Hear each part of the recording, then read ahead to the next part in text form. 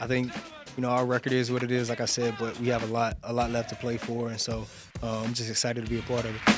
The Next Man Up podcast is presented by Lansdowne Resort. From kickoff to check-in, score a game-changing getaway in the heart of Loudon. Lansdowne Resort, proud partner of the Washington Commanders. Welcome into Next Man Up. I'm your host, Brian Colbert Jr. here with a very special guest. Stepping up big time for us right now, Jonathan Jones. That won a few Super Bowls. Now you here in the burgundy and gold, my brother. It's good to see you again, man. Man, appreciate you. Good to see you. Good to see you. Thank you for having me on. Of course, man. Last time we sat here in these chairs, man, you were just signed. You didn't know what to expect, but you had big expectations for yourself, man. How has this year gone for you so far? It's been good. I think the adversity, obviously, of the record is what it is.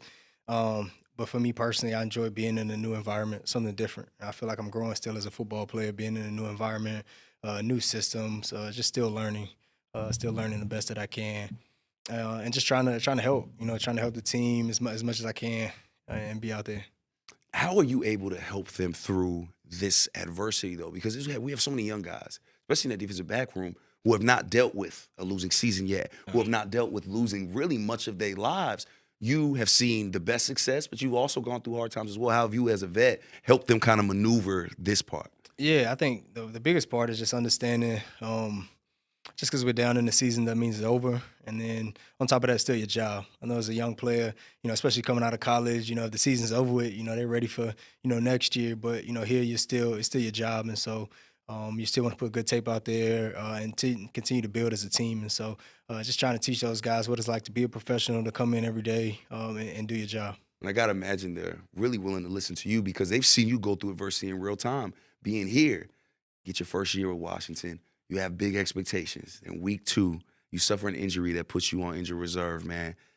Can't imagine that was easy to deal with because I know you were very motivated. You were coming here ready to do a job, ready to help take this team to the next level, man. How tough was it dealing with that injury in that moment?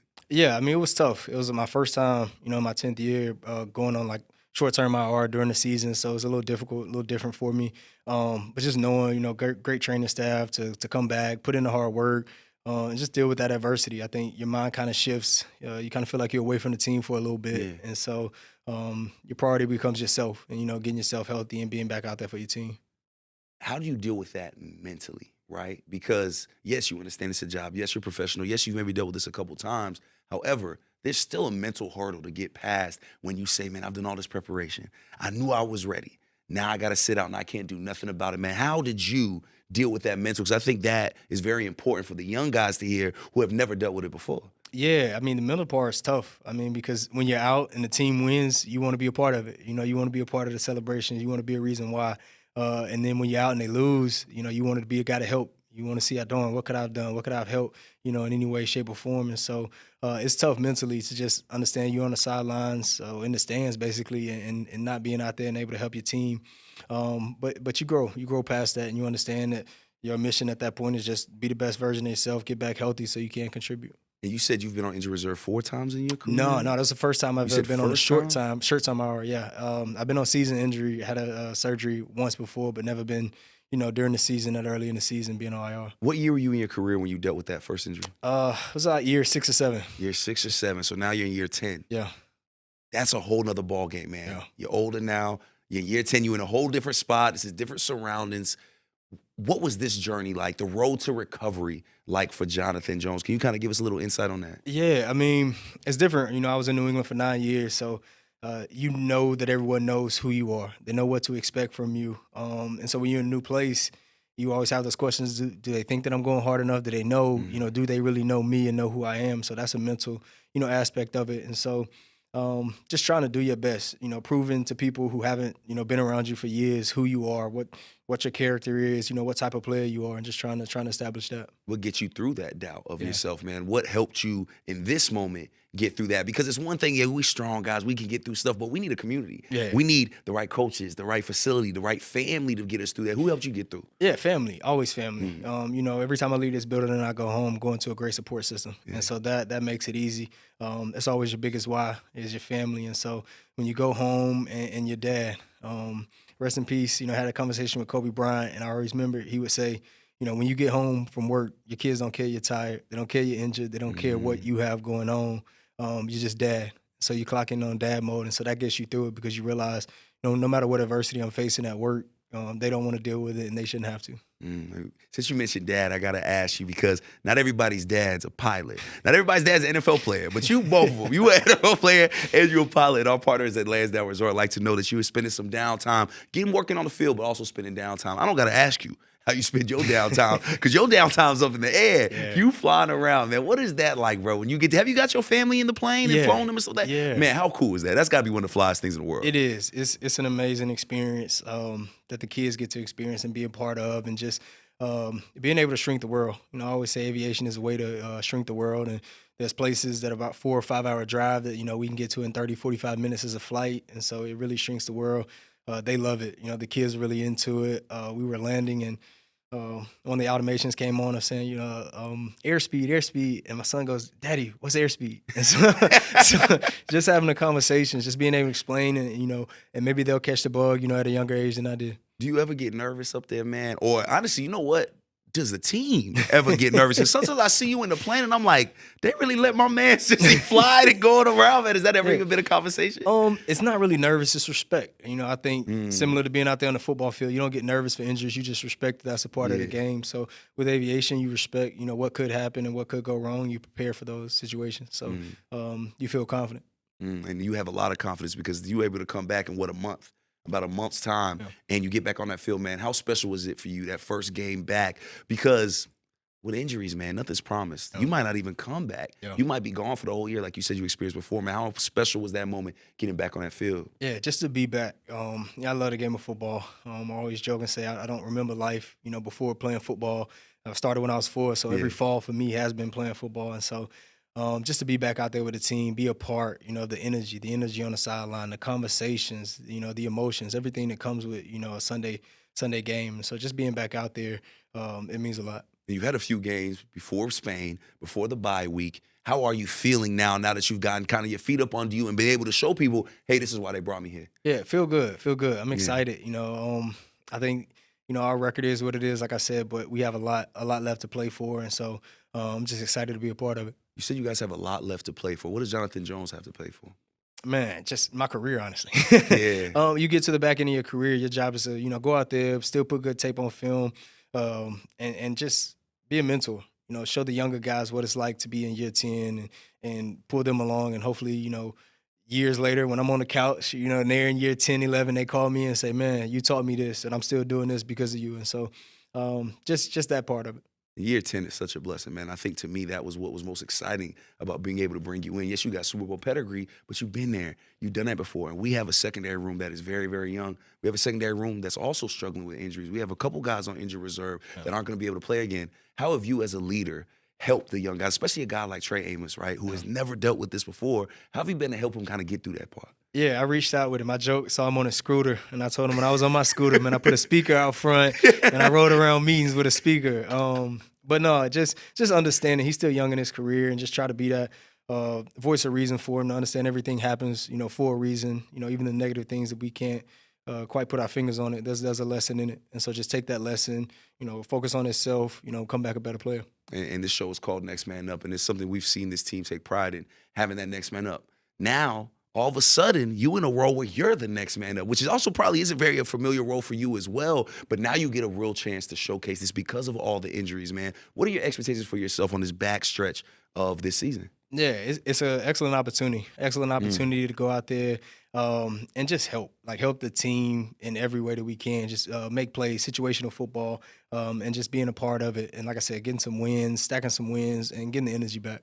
And we've seen DQ take over play calling, right? We know we all love Joey Jr., but when your head coach is getting in there with you guys and calling that defensive play calling, it changes things. It seems like it sparked you guys a little bit, man. How great is it to see DQ get back in that defensive coordinator bag as well, which he really made his bread and butter off of? Yeah, man, he's a great coach, and so it's exciting for me. Like I said, to be in this league for a long time and see the things that he's done, as a coordinator, and then having him as a coordinator now at this point, just seeing his perspective of the game, how he calls it, very, very aggressive coach. And so as an aggressive player, you enjoy that. And so just being under him, learning a different aspect of the game, learning from him, enjoying it. And Jonathan, it's my job to remind everybody that we have the best fans in the NFL. But you are coming from a fan base that don't play around. Them Patriots fans do not play around. But you've gotten to experience what it's like being on the road and seeing Commanders fans, what it's like being at home seeing Commanders fans. Have you seen anything like this, right? Because we understand Patriots is one thing, but these Commander fans are something different, man. They were in Spain in droves, hundreds, thousands of people are in Spain. Have you seen anything like that before? No, it's a little bit different. It's a combination of the passion of New England with the swag of like the Atlanta, being a Georgia boy. So it's that great combination of passion for football, but then some swagger to it. Yes, sir, and we get to play in front of the best fans in the NFL. Sunday night, man, some primetime action against the Denver Broncos. They are a tough team, one of the best in the AFC, man. What could fans expect, not only from Jonathan Jones, but from our Commanders on some Sunday Night Football? They're a good football team. They're on a good winning streak. They do a lot of things well. And so our team, it's just dominate, be physical. I think with a team like this, you have to establish your physicality early in the game. And if we can come out, be physical, offense, defense, special teams, run the ball, stop the run, and be very, very physical, we'll do what we want to do. Jonathan, we appreciate your time, brother. We know you're very, very busy, and we know you've had a very interesting season, but it's great to see you back on that field, man. God is good. You are healthy, man. The family guy, the flyer, everything, man. We are here with Jonathan Jones, our Next Man Up. Appreciate you, brother. Man, appreciate you. Commanders family, we hope you have been enjoying Next Man Up. But before we go any further, we have to pay some bills. Now, Events DC is a proud partner of the Washington Commanders. Events DC is the premier host of meetings, entertainment, sporting, and cultural events in the nation's capital. From the Walter E. Washington Convention Center to Care First Arena, we create experiences that entertain, employ, serve as an economic engine, and elevate guests from around the world. See how we make DC happen at eventsdc.com. Hey, Marylanders. Play multi-match from the Maryland Lottery, Maryland's only in-state jackpot game. A $2 ticket gives you a chance to win a jackpot starting at $500,000. Drawings Mondays and Thursdays. And remember, please play responsibly.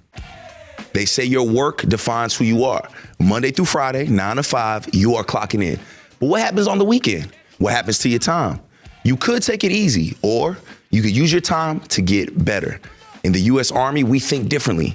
Your time should be used to improve the skills you do have, to learn some you don't, to push yourself in new ways, because it's those days that truly define who you are. That's how you make progress. That's how you make impact on the world around you. It's your time. How you spend it is up to you. It's your time, the U.S. Army Reserve. Commanders family, back to the show. For this Next Man Up, we got a Washington legend that we know you have not heard from in quite some time. Definitely was one of the better tight ends we have had, played for us for a long stretch, and he's also an Omaha native. My guy went to the University of Nebraska just like myself. Welcoming in Niles Paul. What's up, brother? What's good with you, big dog? I'm chilling, man. It's wild to be sitting here talking to you, because when I was in high school, senior high school, we moved to Omaha, and I went to school out there, and there was this legend of Niles Paul and who you were, not only as a Husker, but what you were for Omaha, North Omaha's finest. You was the one representing Omaha before Bud ever really got his shine, man. So this is kind of crazy to be sitting here rapping with you, bro. I appreciate you taking the time. Yeah, man. I just it never really hit me about how, to other people kind of, talk to me and tell me about it, and how influential and impactful it was for me in that time, in that moment. Not being one of the first guys, obviously, we had so many greats to come out of Nebraska, like a Mom Green, guys like that, and the Rozier, Johnny Rogers, and so, it never really hit me that the influence that I actually had and the impact I had, until I hear it. So for you to say that, man, I appreciate it, man, because it's just I was just a kid from Omaha on a mission, and I love to see everybody be successful, especially if you're from Omaha. Like that's where home is, where my heart is. But that's what's the crazy part. I think that's what made you so famous out there, was that there wasn't anybody that was coming from Omaha that made it through what you had made it through. A lot of folks don't know anything about Omaha, Nebraska, and how rough it truly is, how rough it was where you came from, bro. Like, people don't think about Nebraska and think metal detectors in the schools, right? Like, people don't even think about that. So, you being around and being able to be that person that made it, I feel like you gave all of us that like, oh man, we can do it too. Like, oh yeah, you know what I'm saying? Like, and I'm not even from Omaha, but being out there and see somebody like you, man. So again, thank you, bro. I had to make sure I gave you them flowers off the rip because we got a lot of Omaha people watching right now. And it's wild. I told Roy, I said, I don't think y'all realized how many Nebraskans y'all made Washington fans. Because in your draft class, 3 Huskers got drafted. And I feel like after that, there was just a resurgence of where you see Washington Redskins stuff all over Nebraska. And I think a lot of that has to do with y'all. Yeah. I mean, it makes sense because it was actually, it went from, and during my time there, I was able to play with Will Compton, Spencer Long, DJ Gomes, Roy Helu. So we had a nice handful. It was Nebraska had became a staple in the Washington locker room with how we conducted ourselves. So it was good times, man. And I definitely saw the change, and it was definitely more Washington fans in Omaha at the time, and I always appreciated just the love and support. I know just being, a Nebraska kid that went to Nebraska, and then, you got a bunch of kids from Nebraska, not from Nebraska, that played for Nebraska, ended up at DC, and the love was still there. And that love, I don't think is going anywhere, man. And let's start from the beginning, right? Because we're both Husker alum. And I remember just major, major games and you being so heavily involved. I mean, we have not been as good as y'all were since, right? Like, y'all were the ones to make it to the conference championship. We ain't been back since. How did what you accomplished in Nebraska prepare you for a life in the NFL? I mean, I think my whole experience at Nebraska, from being a freshman there to burning my red shirt for one play to one play, one catch, and maybe a couple returns to like, going through what I went through as far as the adversity I faced, just, being humble, constantly being humbled at Nebraska, and having, to go through it a little bit to prepare myself for what it meant to be a pro. And I think that was, my own, a lot of that was my own choices and decisions I made and things I was into. But, I was, the hometown kid who was controversial, and you could have did a better job of focusing when I was on that field, and being my best and presenting my best self at all times. But I was a young college kid, so I feel like I had to go through those moments to make me who I was able to turn into, which was just with Washington, I was a football player. It didn't matter where they was going to put me. I was able to come there and start at receiver. My rookie year, I got to start a couple games at receiver. Didn't really get the production that we wanted. But then, to come in, they brought in a bunch of receivers. Coach Shanahan asked me to move to tight end. I did it without a hesitation, understanding that I'm undersized. And he was able to have great coaches like Sean McVay, like Wes Phillips, and player coaches who they weren't coaches at the time, but they helped me in my journey through the tight end process, which was Logan Paulson and Chris Cooley. Like, those guys really helped me navigate my way through being a tight end and gave me the confidence to go out there and do it. Man, and that's definitely what I want to talk to you about, is that transition, because it's not an easy transition. And Logan Paulson speaks highly of you all the time. He does my show with me on Command Center. He speaks about you all the time. But first things first, I want to know what it was like when you got drafted by Washington, right? Because again, you're an Omaha kid. You stay in Nebraska, go to high school out there. I mean, you go to high school out there, then you go to college out there to stay in Nebraska.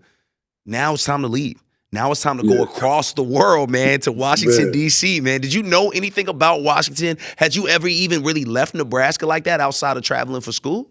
I traveled for, I was a three-sport athlete growing up, and we traveled a lot, but it was never, like, I never traveled freely for like vacation purposes, or like, I had never been to DC. I had never been to the DMV. I didn't know anything. So, being an Omaha kid, I was, going out there. It was definitely, it was a culture shock. It was like, all right, like, okay, it's a little different out here. Like, they call it Chocolate City for a reason. And it was, honestly, it was some of the best, like, just being out in DC in that area, some of the best years of my life, not just because I was playing football, just because of everything, like being able to experience that. And even, I had a brother that lived with me and some friends. Everybody moved out there because it was just such an incredible place to be. And I would definitely, if I wasn't on, my mission here right now in Omaha, that would be home. And just know, even if you don't live out here, it's still home here. You still got nothing but love out here. All the fans would Oh, love to see you. And we know whenever you pull back up, it's going to be all love, man. yeah. Every time I do come back, though, it's always love. So I always appreciate it. Like I know, I think I came back for Tim brought me back for the it was the draft party up there at the I don't know, I forgot the name of it, but it was across from the MGM. So they brought me up there for the draft party, and I had a good time. It was love. Like fans remembered me. I was like, oh, okay, yeah, this what's up, man. Like it was always love. And it's crazy because you've gotten to witness because we're not gonna mention Jacksonville, right? We'll talk about Washington and the Huskers right now. You got to Yeah, play for two of, to me, the most passionate fan bases, right? Like there's something about the Husker fan base, right? Most sold out games, the way we travel, the way we love, the way we hate sometimes too, right? Because Husker fans will give it to you kind of wild too. It's yeah, very similar to what you see out in DC. It's so crazy seeing all of these different legends getting to talk to you all. And none of y'all are from here, but so many have made this home. It feels like home there, man. When you looked at that Redskin at the time fan base, man, did it remind you a little bit of this Husker fan base because how locked in they are on their team? Oh yeah, no doubt, no doubt. It was the passion, everything the same. It was pretty much to go from the Husker atmosphere to DC to see the love and the support they have and like the commitment and then the fans and to be able to be out there meeting the fans and seeing how like oh it's just like this serious and to be able to go and experience different programs to see like okay, like it was different in DC. It was what the Washington Commanders, like the fans were different. Like you just don't find that anywhere else. You really don't, man. And you put in that work on that field to get that fan base, though, right? Like it wasn't like they was just cheering for just anybody. Now you went out here and did your thing, and like you said, you even changed positions, which I know you said that you were willing to do because you just wanted to get out there and play. But it's not easy. It's not easy to change a position that you played all through college, that you played a little bit in NFL. Now you have to make an adjustment. And like you said, you're a receiver's size, right? You had to Mm-hmm. bulk up, man. I remember watching you go through that, man. I think you gained like 40, 50 pounds of muscle. Like Yeah. you put in that work, man. Can you just talk about what that transition was like for you? Oh man, I had a great strength coach in Chad Englehart, who's I believe it was not Englehart. Chad, he there now. He's a strength coach there now. I think it's Englehart. I forgot his last name. He'd be mad at me, but we really hit it as far as weights, and then I had a nutritionist, and we were putting on pounds, and Coach Shanahan told me at the time this is where he wanted me to be. I was 215, around 215, 218 at the time, and I was able to jump up to about 240, 240, 245 was 245. I ended up getting to 250 was the heaviest I got to, but that was like the next year when I was able to like fully, that was throughout the next couple of years when I was able to fully incorporate myself as a true tight end and less of a receiving tight end. So it was tough though. It was definitely tough carrying all that weight, having to figure out what was too much, what was too much, or what was not enough for me to hold my own in a block, but not lose my speed. So it was some trials and tribulations, and I felt like when I finally found a good rhythm, which was I want to say 2015, that with that preseason, it was me, Jay Reed, Logan, and we were, I think we were just one of the better tight end rooms out there, just collectively. And we battled through camp, and I was able to be named a starter, and I broke my ankle, and that was just like, man, it was like I finally got that moment. I finally got that moment to because that was always my goal. No matter what I did, I was going to do what I needed to do for the team, but I wanted to have those personal accolades too. But it was tough times, and then it was a humbling experience to just understand how the business works, and just every year kind of reinventing myself and having to do what I needed to do to be on that team. How did you deal with those tough times, though, man? Because dealing with tough times, you're chasing your dream, you're working a job, like you're trying to pay for bills, you're trying to take care of your family. You're also away from your family. You're in a whole nother area that you're not familiar with, man. I don't think people really understand what everything you guys are dealing with in real time. And then you throw an injury on top of it. Don't even think you had dealt with an injury at that magnitude, at least Yeah. before then, man. How did you deal with that? Man, it was rough at first, but I had a great support system in my family, like my siblings. They all came out, supported me, and helped me through the surgery. I started going to therapy shortly after that, just because you do find yourself when it's your first major surgery, and like you're down. This was a point in time where I have been playing football consistently for the last 10 years of my life, and then to have it just taken away like that. And now I'm not doing anything but just trying to rehab. And it would have been easy for me to kind of fall into kind of that deep depression. But I tried to motivate myself through it and was like, hey, I'm gonna come back better than ever. And that was always my goal, was to get back. And then you see the business aspect of it, like break my ankle. Jay Reed balls out. Had a year, and I always knew Jay Reed was going to be the guy, because he was just amazing. And I learned so, even though he was a couple years younger, I learned so much from him just as a receiving tight end. But he has a breakout year.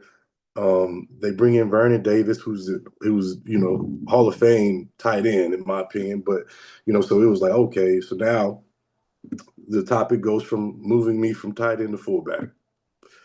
And I'm like, fullback, tight end was tough. Fullback. So I'm like, yeah, I can do it. And we had already been doing little plays where the motion of tight end in the backfield, and you just insert on blocks. So they knew I can do it. I just, it sounds crazy, right? To go from receiver to an undersized tight end to, a fullback. Like, what? That was, like I said, it was a humbling experience, but for me, and what Washington meant to me, it was, I would have did whatever I had to do. Like, I was going to play whatever position I had to play on that field to, get on the field and have an impact. I mean, the fact that they moved you around, I think to me, I don't remember watching it in real time because I'm a young broadcaster covering you guys, covering the Huskers. And of course, everything Niles do, we have to talk about it at some capacity because you are Mr. Husker at the time, right? Like, you're the one that made it to us, right? So we're talking about you, and I'm watching you go through it in real time, and I'm like, I know this is probably tough for him, but it also shows how valuable this young man is, because they could go get another tight end. They could go get a fullback, but they said, you know what, we want to keep you on this roster and find ways to use all of your unique skill sets. Did you feel that way in the time, though, when they're moving you around? Did you feel like, hey, man, at least I got a job? Yeah, I mean, yeah. I mean, I did. I was like, I was very like, okay, even from when Coach Shanahan said he wanted to move me to tight end, I wasn't oblivious to the guys they brought in, like the Pierre Garçons, and I'm like, oh, Dante Stallworth, like these. I'm like, all right. So they, I took it as a sign of respect, like, hey, they want to keep me on this roster, like I am valuable, and they want to find ways to, that I can help produce for this team, and they did that, and they, from Coach Shanahan to Coach McVay to Coach Gruden, they all found ways to implement me in the game plan, and I had always appreciated that, because they could have just moved on and found somebody else, which was the nature of the business. And now, as I talk to you, you've name dropped so many different tight ends, and I could ask you about all of them and what it was like playing with them. But I personally, and I feel like our fans personally want to know too, what was Logan Paulson like? Like, the Logan I know now has one pair of shoes, wears the same shorts and shirt almost every single day. Very, very, like, very He calm. hasn't changed at all. Watches film all day. What He was hasn't he changed like? at all. He Say it hasn't again. changed at all, because Logan to me, he not only was, to me, he was a great tight end. I loved, Logan, like I said, he helped me through this process of being able to block and helping me understand.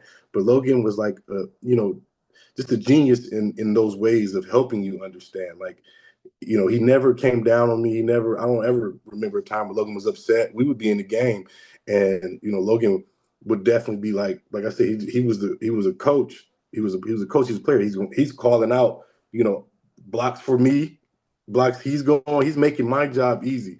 So it became an appreciation, because we all coexisted so well together, and we understood each other. And I think that was the importance of having a good tight end room. And even when it was Cooley in there, when Chris and Fred, we kind of would navigate through it. But Logan was always the one who was like the dad of the tight ends group, who was, he had all the answers, And when we watched film, Logan was going to hold you accountable, and it pissed you off sometimes, right? But Logan was always going. He was consistent in holding you accountable, challenging you, and he would never leave you out to dry. So I always have a great love and respect for Logan and our time with the Commanders, because we both were going through it. You know, we both was fighting to get on the roster and to stay on the roster and to keep our jobs, and like when he knows, like when you're not exactly the one or the guy, you fighting for a roster spot. You kind of go through it together. Logan still carries that undrafted free agent with him everywhere he goes. And it's a beautiful thing because he's just such a hard worker. But when we look at like pictures of because we know Logan now got the haircut, the family guy, the dad. But when we look at pictures of Logan back in the day, he looks like a monster. Like he looks like somebody that was getting into fights, the nose is broken, he looks crazy, man. Was Logan really calm on the field? Because I just can't imagine him like flipping that switch, but then when you look at those pictures, you say, "Oh, this was a crazy MF." Yeah, no, Logan. I'm not gonna say he was very methodical or like very like detailed, robotish in a way in how he operated on the field. But when he did do something, that he was proud of, like he was caveman. He was like a caveman about it when he did have a big catch or had a big block, but like everything was pretty stoic with Logan. Like we would have conversations on the sideline, which would be a little more emotional. Like, God, man, this is happening. But on the field, like it was like he was locked in. And like I said, he was always Mr. Dependable. Like, hey, if you don't know what the exact block is, Logan was definitely gonna let you know. If you needed the call, Logan was gonna give you the call. And the way he practiced, the way the standard he set in the tight end room helped in my development while I was in there. So I like I said, I'm always greatly appreciative of him. I love hearing that. And he talks about you just as highly, man. When I told him I was going to be interviewing you, he's like, tell my buddy I said what's up. I love Niles, man. So I had to make sure I asked you about Logan because that's our guy. And he's a very interesting character, man. And you play with Logan Paulson, the Vernon Davis, the Jordan Reed. You do all of these different things. You played for Washington for years, right? You accomplished your dream. You switch positions. What do you remember most from your time in Washington?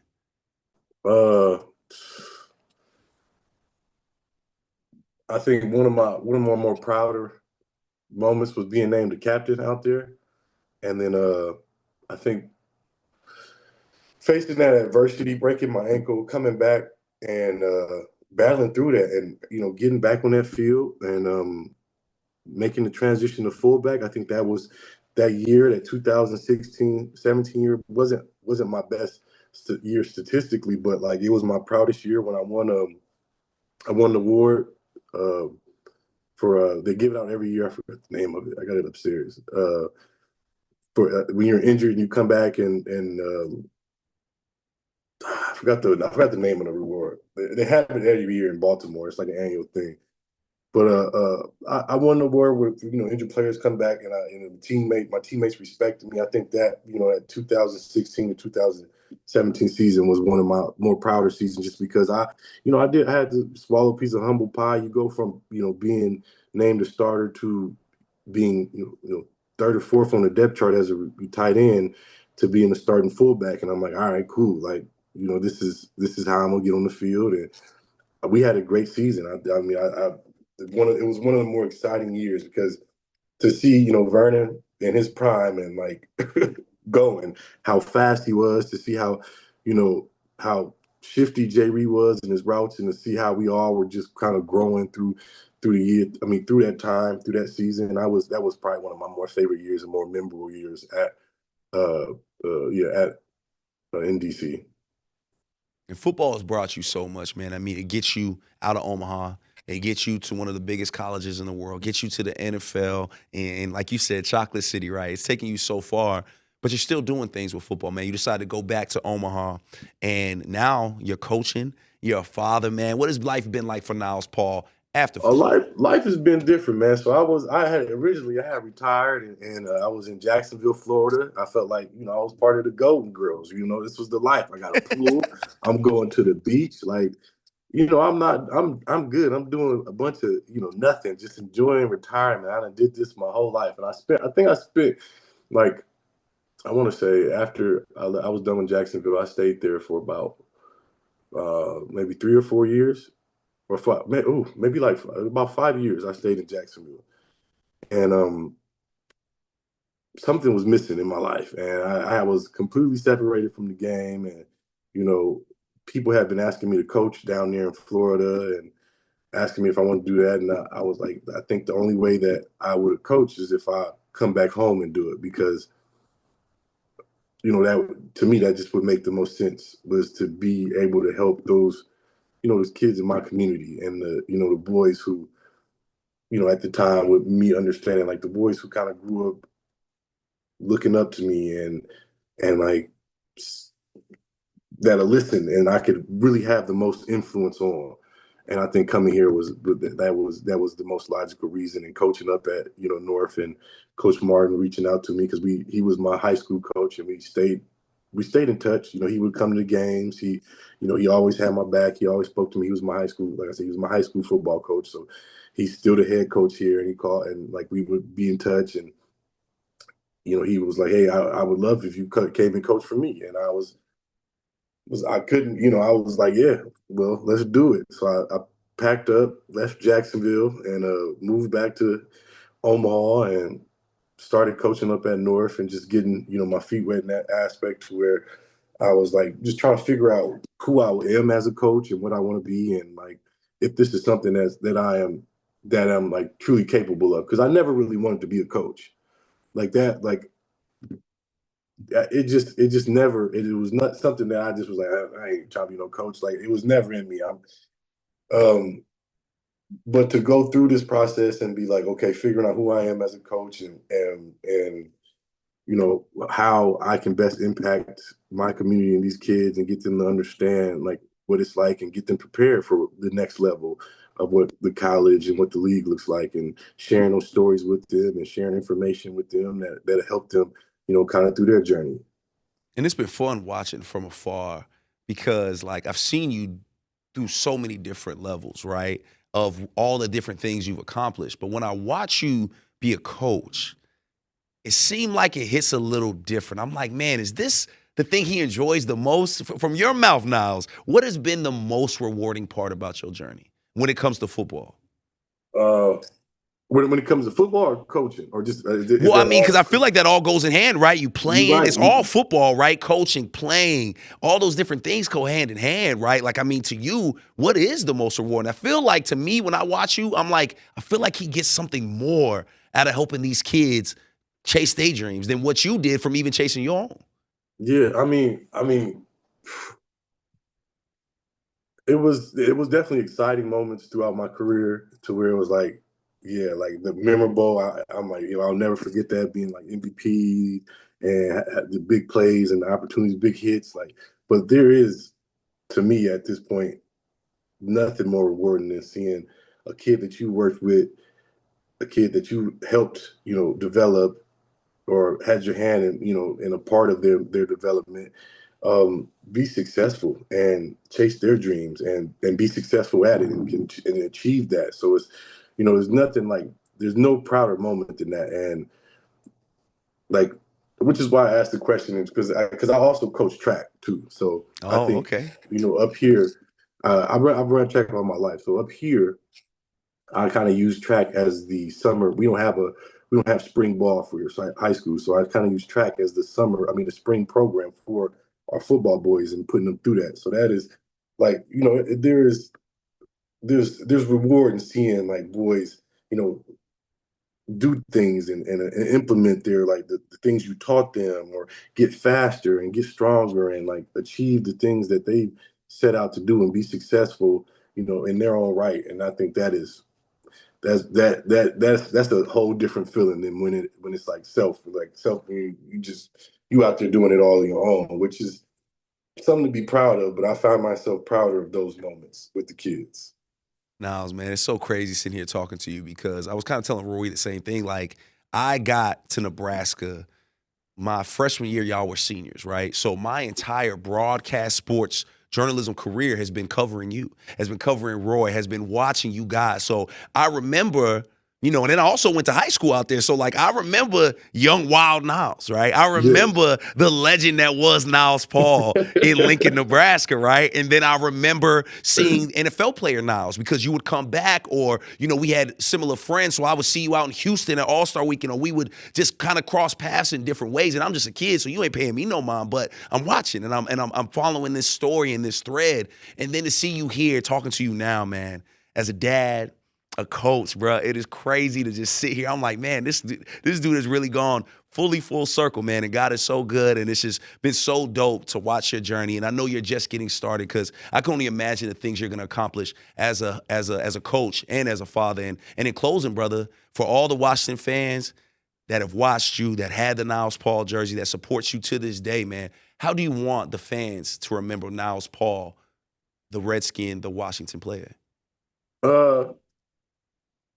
A tough team player that was willing to do anything he had to, and you know, I put my body on the line, and you know, I was able to you know, grind out some good years there, and I would just want them to be proud of the player that I was. Like you had, like you know, I had a good surrounding team, obviously with the guys like Logan and Lorenzo Alexander and Santana Moss, and those guys was around me. So I would just want to be respected for the player that I was, and you know, the things I was able to accomplish and what I was able to really do out there. I have no doubt the fan base is proud of you, brother. I hope you take the time to be proud of yourself and everything you accomplish. I know a lot of times when you're still going through it, when you're still trying to do different things and you're looking out for others, it's easy to forget the things that we've already accomplished and all the dreams we've already hit, man. So I hope you're proud of yourself as well. Commanders family, our next man up. A true Washington legend, honestly exemplifies what it means to be a next man up. My guy, Husker alum, Niles Paul. Appreciate you, brother. No problem. Appreciate you, dog.